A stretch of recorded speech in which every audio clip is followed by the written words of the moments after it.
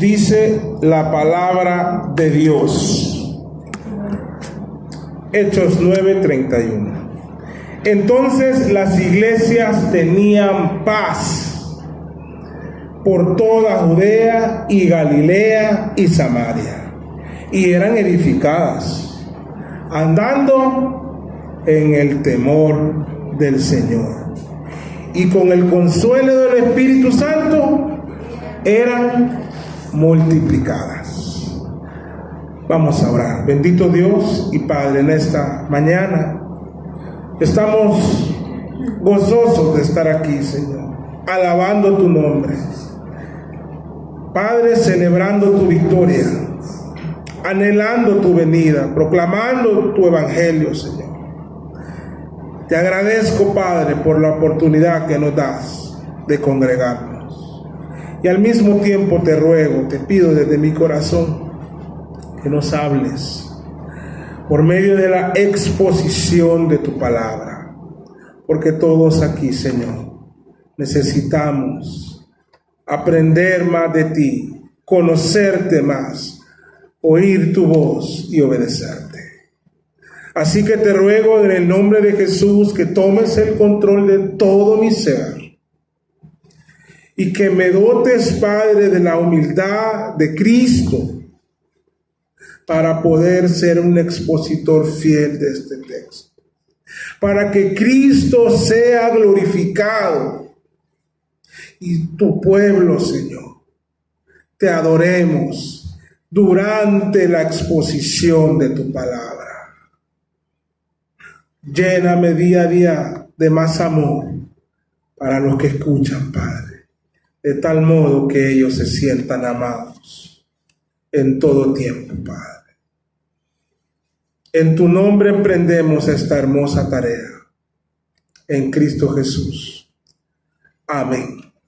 Andando en el temor del Señor. Lucas, el escritor de Hechos, tiene unos detalles muy importantes en este libro, y algunos se han dado la tarea de estudiarlo y han logrado identificar esto. Hay algunos versículos claves en este relato, que son versículos pequeños, pero que nos van dando un resumen de cómo la iglesia cumplía la comisión que Dios les había encomendado. Y en esta historia de 30 años de la iglesia, nos van diciendo cómo la iglesia iba creciendo. Voy a pedir que tomen sus Biblias y los vean conmigo. Vamos a empezar. Cada uno de estos versículos cierra como una sección del relato y abre otra nueva sección, otra expansión del evangelio, sea en una región o más allá. Y nos da resúmenes del crecimiento de la iglesia en estos primeros 30 años. Capítulo 6, versículo 7. Dice la palabra del Señor. Lucas, este historiador, hace un pequeño resumen y empieza una nueva sección en este relato. Y la palabra de Dios, ¿qué dice? Crecía.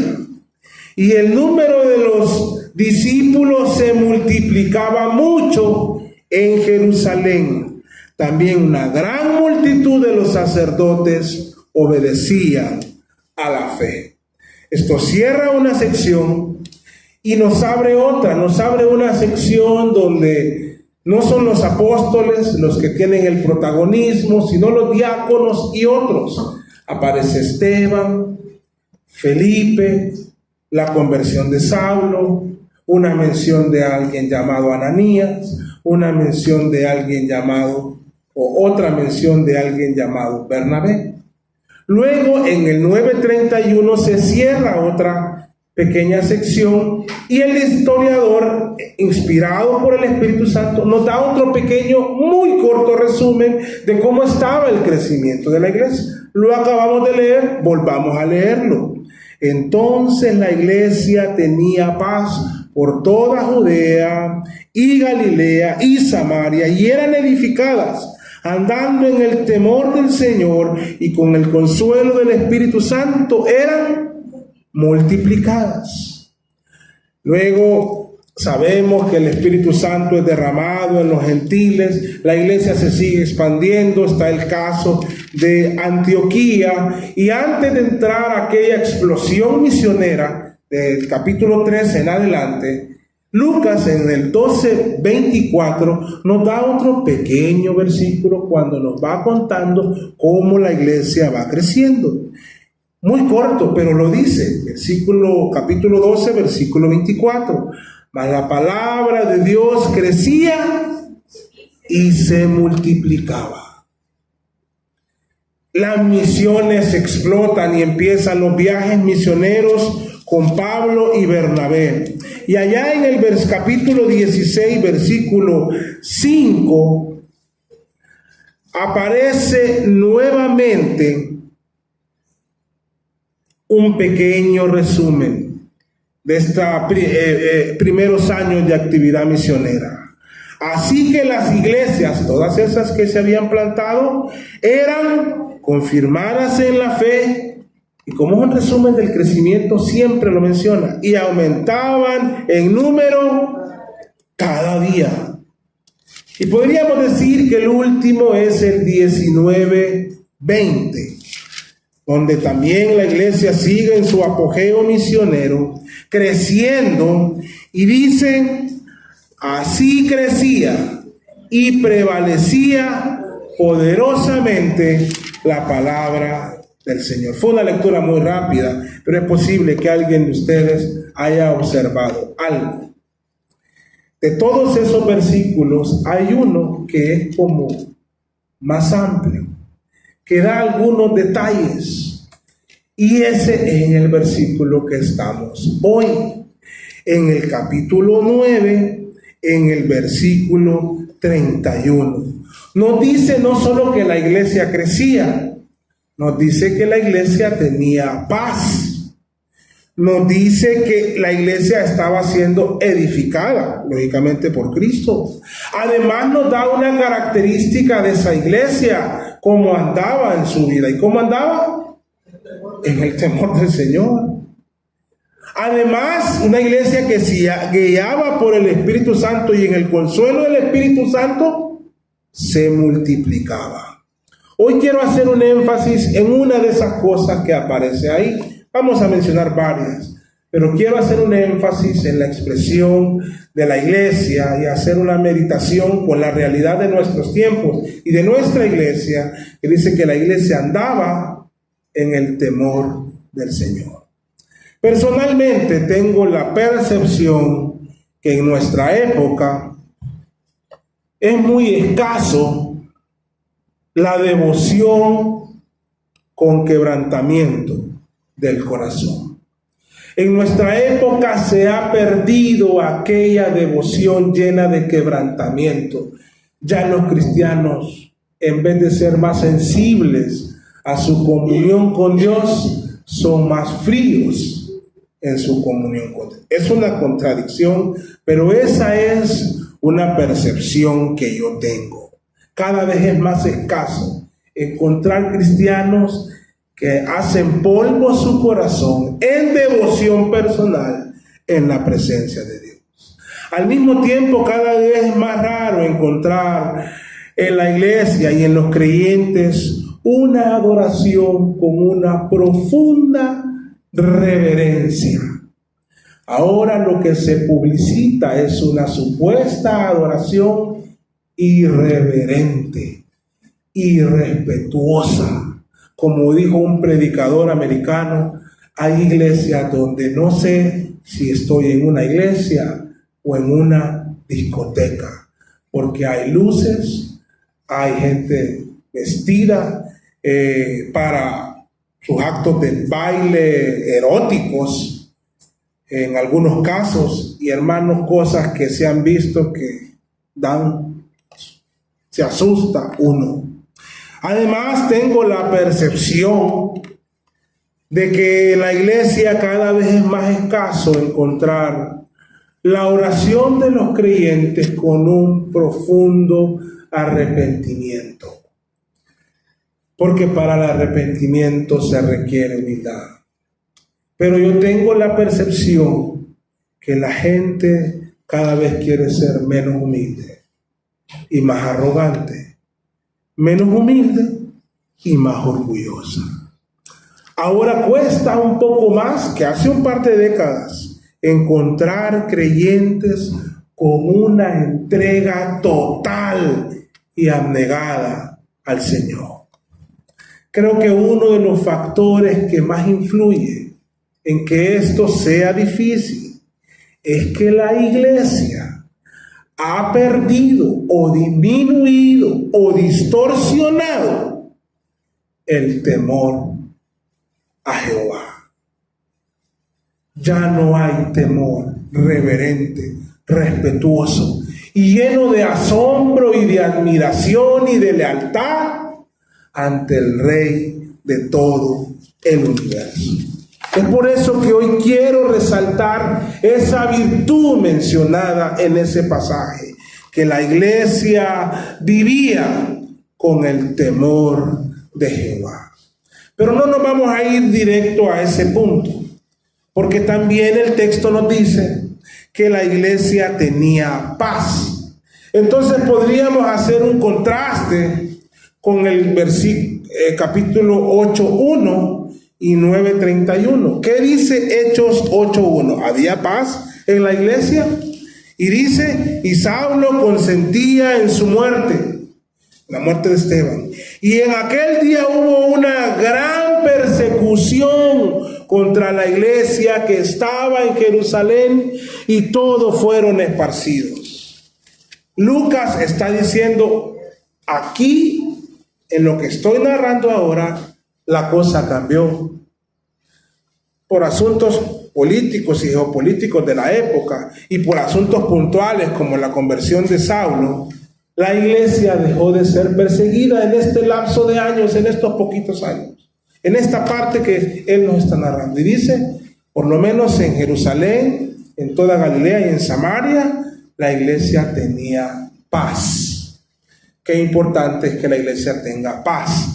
Y estamos hablando de paz, tanto de amenazas externas como de amenazas a veces internas, porque la convulsión de las iglesias se da ahí. La iglesia estamos en guerra, es decir, en guerra espiritual, y más si estamos dedicados al evangelismo o a las misiones.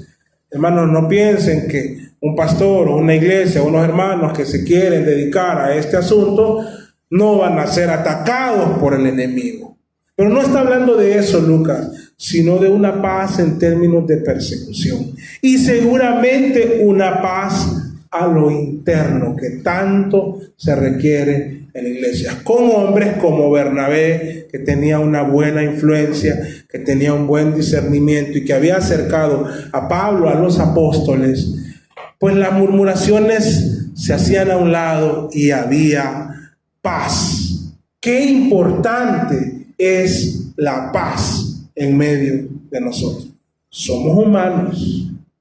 Aún en los hogares más amorosos hay turbulencias.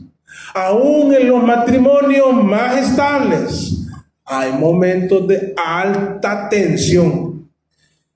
Porque las familias y los matrimonios siempre estarán conformados por personas pecadoras. En las iglesias también. Todos tenemos nuestras cosas. Por mucho que les amo, pero si sigo conociendo y conociendo al hermano Danilo y él me sigue conociendo y conociendo a mí, se va a dar cuenta que tengo muchos defectos y seguramente yo también voy a conocerlos de él. Pero la tolerancia y el amor fraterno nos hace soportarnos en paz y seguir adelante. Si la iglesia quiere crecer de manera genuina, con el evangelio de Cristo y de manera real y no ficticia, no solo en números, sino en devoción y en conversiones sinceras, se requiere paz. No significa hasta la narrativa de aquí, de Hechos, que la iglesia no tuvo conflictos. Claro que los tuvo un tiempo. Había mujeres que no estaban siendo atendidas y unos reclamaron los helenistas. y hubo tensión en la iglesia, pero había una comunión genuina. Nombraron a 7 hombres de buen testimonio, llenos del Espíritu Santo. Fueron escogidos Esteban, Felipe, y ahí están los otros. No es que no había momentos tensos en la iglesia, pero había paz. No era que no había momentos de malos entendidos, pero había sabiduría, humildad y discernimiento para mantener la paz. Para mantener la paz hay que ceder a veces. Hay que ceder. Ahí están negociando la nación de Israel con Hamás un cese al fuego. Y están negociando y ceden. Bueno, no recibieron la primera oferta. Vamos con otra segunda oferta. Pero tiene tal fecha, si no, seguimos en guerra. No voy a hablar de eso, no voy a tomar una posición. Lo que les quiero decir es que para los acuerdos de paz, hasta en el mundo, hay que ceder algo. La última oferta que es de ellos, por cada mujer soldada que tengan de rehén, les damos 20 hombres presos de Hamás. O sea, están cediendo uno y otro, pero no se vayan a meter en ese tema, por favor. No sé por qué se me vino a la mente a mí. La cosa es que la paz en la familia y en la iglesia muchas veces también nos toca ceder, y muchas veces es ceder a nuestro orgullo, no a las pretensiones de otros. Esta iglesia tenía paz. Qué lindo este resumen de Lucas. Y bueno, no quiero hacer el énfasis en la paz, lo podríamos hacer, pero para eso se requiere humildad de todos, hermanos. Unirnos para las amenazas externas y tener humildad, discernimiento, buena voluntad y sabiduría para manejar los conflictos internos. Otra cosa que dice el versículo que hemos leído, ustedes lo tienen ahí, es que estas iglesias eran edificadas. Ya esa era una promesa. Pero Lucas lo quiere mencionar. Hermanos, la iglesia no era edificada por los apóstoles, aunque ellos trabajaban mucho por la unidad y crecimiento de la iglesia. La iglesia no era edificada por estos diáconos como Esteban y Felipe, que tuvieron un rol prominente luego en el crecimiento y en la predicación del evangelio. O sea, la iglesia estaba trabajando, pero quien la estaba edificando era quien prometió edificarla. Era Jesucristo, usando instrumentalmente a los apóstoles, a los diáconos, a los nuevos creyentes, a hombres como Ananías, a mujeres también, a hombres como Bernabé. Era una iglesia que se dejaba edificar, pues tenían paz y eran solamente instrumento del Señor, pero Él es el edificador de la iglesia. Y así hoy el Señor continúa edificando su iglesia a pesar de todas las cosas malas que podríamos decir de la realidad actual de la iglesia, pero la mano de Dios siempre está trabajando y edificando su iglesia. Ahora llegamos al punto que quiero resaltar. Andaban. ¿Quiénes andaban? Los creyentes. De hecho, hasta ese entonces no eran conocidos como cristianos. Eran conocidos como seguidores de Jesús, como discípulos del Señor. Pero los creyentes andaban en el temor del Señor. Así lo dice, ¿verdad? 9:31. Andando en el temor del Señor. Como les decía al inicio, hay cosas muy escasas porque no hay temor del Señor. Pero ¿por qué no hay temor del Señor? Porque no hay un conocimiento de Dios. Aún los que se sientan en las iglesias de sana doctrina ceden a la tentación de delimitar los atributos de Dios y delimitar los mandatos de Dios a su propia conveniencia. El Dios que dicen conocer, sí, es el Creador, es Jehová, pero lo delimitan por ustedes mismos a veces. Ustedes ponen las condiciones y entonces están equivocados porque Dios se ha revelado en su palabra. no para que nosotros lo delimitemos, es un ser inmenso, no tiene límites, es para que lo conozcamos. Entonces, como la iglesia no conoce a Dios, o lo ha hecho cada vez más pequeño muchas personas en su santidad, en su amor, en su poder, en sus mandatos, en su ira, en su juicio, entonces pareciera que es como un Dios distorsionado al que no tienen que temerle tanto. No, tranquilo. Si Dios es aquí y allá, no tiene que temerle tanto, pero es porque la iglesia no lo conoce. Uno de los libros que creo que va a quedar en la posteridad para muchas generaciones de cristianos es un estudio del doctor Sproul acerca de la santidad de Dios. ¡Qué libro, hermano! Se lo digo, si uno lo lee con seriedad, se estremece. Y él inicia su argumento diciendo: el universo no es eterno. Un día tuvo un inicio. Hasta los que no creen en Dios reconocen eso. Que un día no existía el universo. No habían sistemas planetarios, galaxias, nada de eso. Pero sí existía Dios, dice. El Dios todopoderoso, lleno de gloria en su reino celestial, Él sí era real. O sea, es alguien que existe desde antes de que todo existiera. Y no ha reducido la magnitud de su gloria desde ese momento. Y no será reducida la magnitud de su gloria si un día Él con su propia palabra decide que el universo ya no exista. Cuando nada existía, dice él, Dios iba pronunciando que se crearan las cosas y las cosas se iban creando. O sea, Dios es maravilloso, inmensamente poderoso. Pero el énfasis que él hace en su libro es que la gente desconoce la santidad de Dios.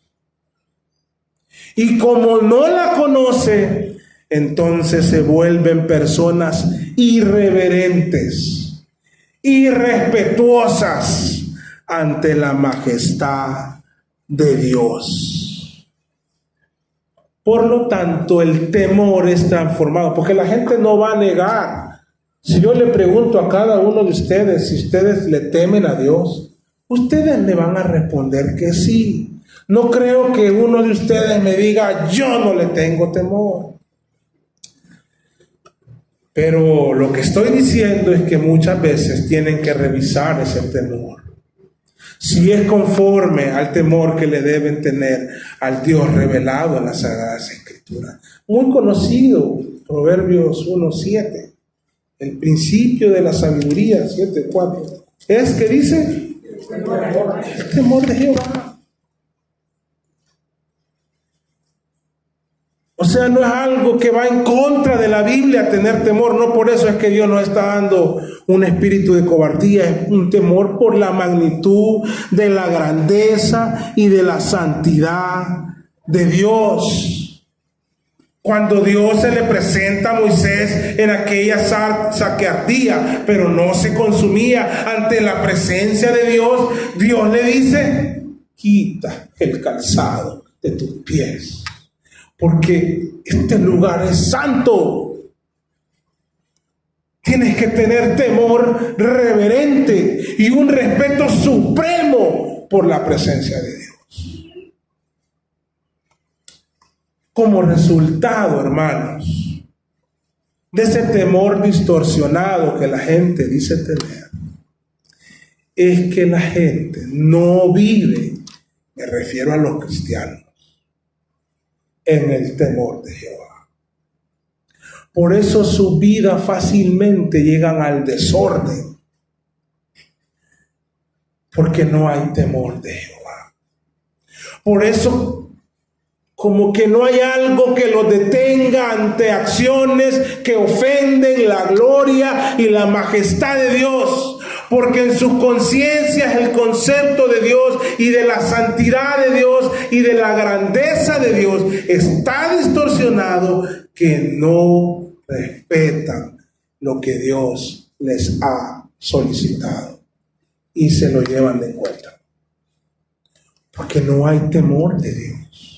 Esta iglesia de los primeros años, aunque no tenía en sus manos todas las sagradas escrituras y que la leían y que no había en cada casa un ejemplar de la Biblia, cuando tenían la oportunidad, el día del Señor, el día de reposo en el caso de ellos, de escuchar la palabra, de escuchar a Pedro, de escuchar a Jacobo, de escuchar a Andrés, de haber escuchado a Esteban, de escuchar a Pablo para este tiempo, entendían que el Dios que existe es un Dios grandísimo.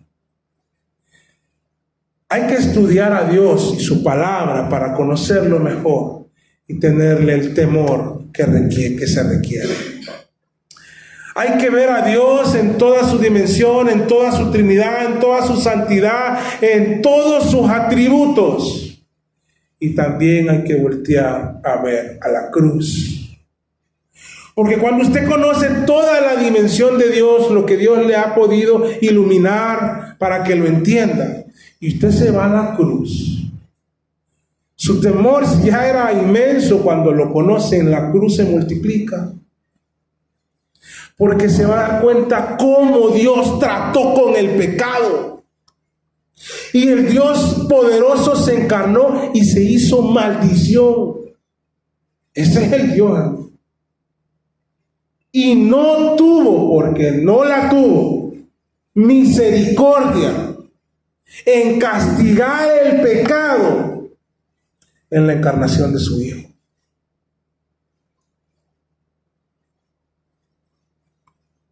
Pero la gente se le olvidan estas cosas. Se le olvidan de qué fue lo que Cristo hizo por ustedes y por cada uno de nosotros.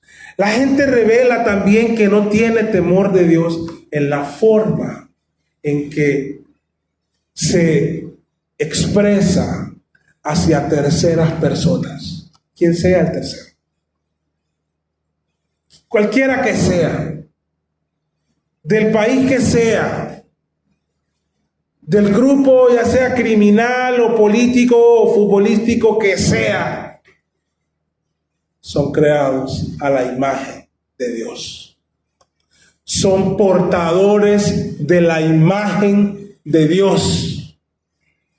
Una imagen que está distorsionada, sí, pero Dios creó al hombre, no solo a los cristianos, no solo a los buenos, a los filantrópicos. Dios creó al hombre conforme la imagen de Dios. Una manera de que la iglesia, el creyente va creciendo es la manera en que se dirige, la manera en cómo se expresa, sobre todo a sus enemigos, porque a veces los hay, o a sus adversarios, o a sus detractores, o a quienes le hacen daño, o a quienes no soportan por su pecaminosidad. Porque si ha visto a Dios en su dimensión y encuentra en la palabra que Dios creó al hombre a la imagen de Dios, entonces por temor a Dios va a respetar a su padre. Por temor a Dios. Si alguien teme a Dios y va creciendo en el temor del Señor, no va a tener problemas en encontrarse con versículos como Lucas 9:23. Si alguno quiere venir en pos de mí, ¿qué dice? Niéguese a sí mismo. Tome su cruz cada día y sígame. Pero el que quiere distorsionar el temor al Señor, desde la primera cosa que le niéguese a sí mismo, no, gracias. No lo voy a hacer. No me voy a negar a mí mismo. voy a hacer lo que yo quiero, porque es mi vida y punto. No está ahí viendo al Dios Todopoderoso y diciendo: en el temor del Señor me doblego a tu santísima voluntad. No porque yo lo desee, sino porque te temo, te amo y te quiero obedecer. Es por ese temor distorsionado o falta de temor que muchas veces encontramos incluso en medio de las iglesias la irreverencia, la displicencia, la infidelidad y la falta de santidad. Quiero que miremos este tema del temor al Señor, que es puesto como un resumen de la iglesia en Hechos 9:31. Si la Biblia habla de esto, y no vamos a leer todos los versículos, pero sí ocupo que agarren sus Biblias, porque desde el antiguo pacto, en Deuteronomio 10:12, Dios le dice a su pueblo: ahora pues, Israel, ¿qué pide Jehová tu Dios de ti? Sino que temas a Jehová tu Dios. ¿Lo ven? Que andes en todos sus caminos y que lo ames y sirvas a Jehová tu Dios con todo tu corazón y con toda tu alma. El temor y el amor no son cosas que se repelen para Dios. En cuanto a tenerle temor y amor a Dios mismo, no son cosas que se repelen. Luego se lo confirma Josué en Josué 24:14. Vayan y véanlo, por favor. Subrayenlo, márquenlo. Josué 24:14. Dice la palabra de Dios: ahora pues, temed a Jehová y servirlo con integridad y en verdad, y quitad de en medio de los dioses a los cuales sirvieron vuestros padres al otro lado del río y en Egipto, y servir a Jehová. El sabio Salomón, escribiendo en Eclesiastés capítulo 12, él dice: el fin de todo discurso es este. El fin de toda la sabiduría que he escrito es este. ¿Qué es?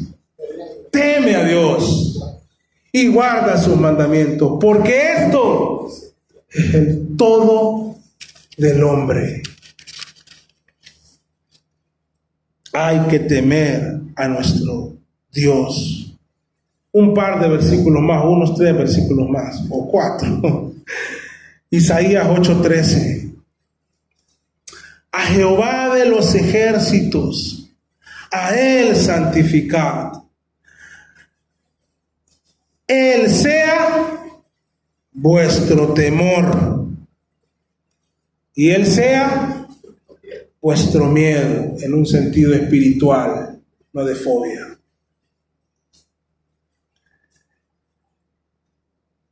El apóstol Pedro, en su primera epístola, vamos a leer 2 versículos, por favor. Ya en el Nuevo Testamento, hermanos, porque alguien, solo el Antiguo Testamento, y no importa que solo leyéramos el Antiguo en este asunto del temor, ya estamos leyendo Hechos 9:31, pero en el capítulo 1, el versículo 17, en primera de Pedro, dice: y si invocáis por Padre aquel que sin acepción de persona juzga según la obra de cada uno, conducíos en temor todo el tiempo de vuestra peregrinación. Es un mandato. Y en el 2:17 dice: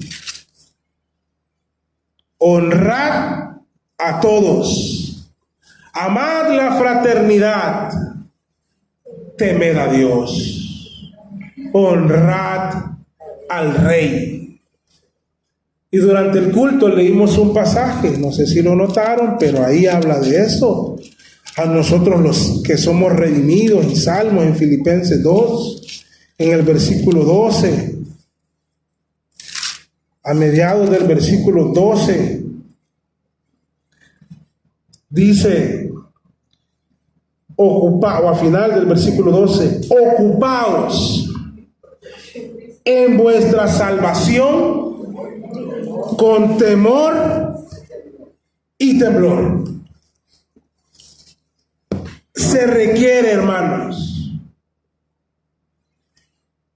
que nos volquemos a una conducta similar a la de esta iglesia que nos está narrando Lucas. Una iglesia, un cristiano, un creyente, una creyente que vive o que anda en el temor del Señor. Por eso no se callaban, hermanos. Predicaban el evangelio. Por eso no eran mezquinos. Daban con generosidad. Por eso perseveraban en las casas, en la doctrina de los apóstoles, en el partimiento del pan y en las oraciones, porque temían al Señor. Por eso servían con gozo y alegría, porque tenían temor al Señor y se dejaban usar en la llenura del Espíritu Santo y en el ejercicio de sus dones y habilidades para la gloria de Cristo, y por lo tanto eran las iglesias multiplicadas, como dice ese versículo. Leámoslo de nuevo, por favor, para cerrar. Entonces las iglesias,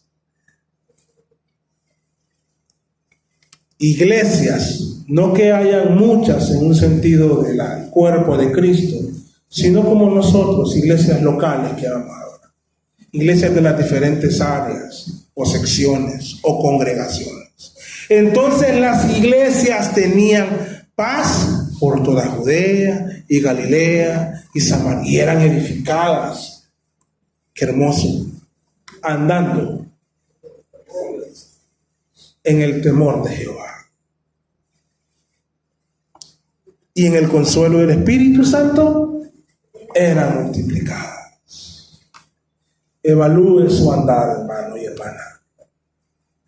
Evalúe su andar diario, su andar en la casa, su andar en el trabajo, su andar con su cónyuge, con sus hijos, que a veces cometemos muchas imprudencias en la propia familia. Su andar entre los cristianos, su andar entre nosotros, pues, y donde sea que esté, está andando en el temor del Señor.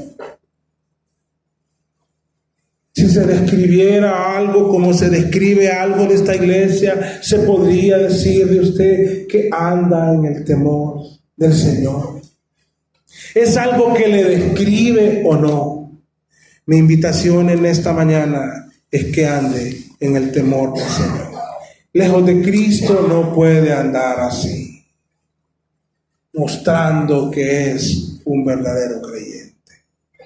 Que Dios use su palabra para su gloria. Si usted es alguien que no anda en el temor del Señor, principalmente porque aún no le ha entregado su corazón a Cristo, entonces espero que anhele a Cristo con todo su corazón y que lo reciba como su Salvador personal, como el Rey de su vida, que reconozca en el temor del Señor que Cristo es su única esperanza, que lo reciba y que vayamos a las aguas bautismales a hacer público que ahora usted anda en el temor del Señor por la obra redentora de Cristo. Vamos a cerrar aquí. Bendito Dios, soberano Padre, ayúdanos a crecer para andar en el temor a ti, Señor. No nos hagas fríos ante tu presencia. Haz que nos dobleguemos ante ti, que nos quebrantemos en devoción, en adoración, en oración, que nuestro corazón arda en pasión por obedecerte y anunciarle a los demás que Cristo es el Salvador del mundo. Úsanos para tu gloria, pero ayúdanos a andar en el temor de Jehová. Te lo pido en el nombre de Jesús. Amén. Que el Señor les bendiga, hermanos. Podemos continuar.